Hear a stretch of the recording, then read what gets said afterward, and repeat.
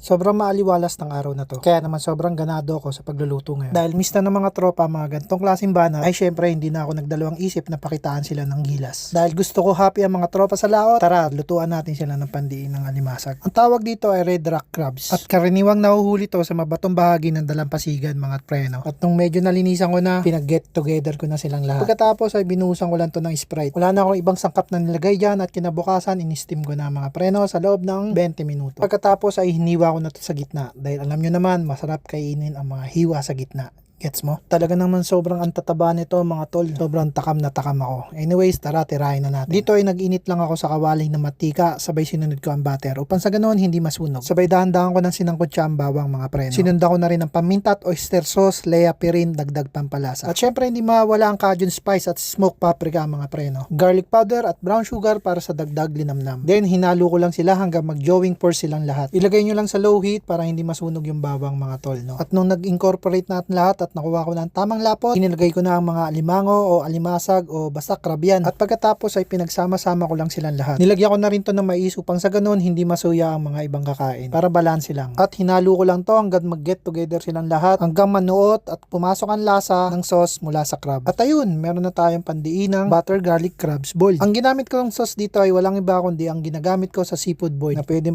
yung pang negosyo to mga tol, no? Yung mga gantong ataking lasa ay talaga namang sobrang bisa. Sobrang mapaparami ka ng kain ito. Lalong-lalo na panalo to sa may kanin. O pwedeng papak-papakin nyo na lang din. So ayan na, sobrang bisa nito mga tol. Lalong-lalo na yung mga taba ng talangka. Ay talaga naman nung kinain ko to mga pre, munti ako na makita si San Pedro. Sobrang sarap kasi. At syempre, nasolve ko na naman yung mga tropa. So yun lang, ciao!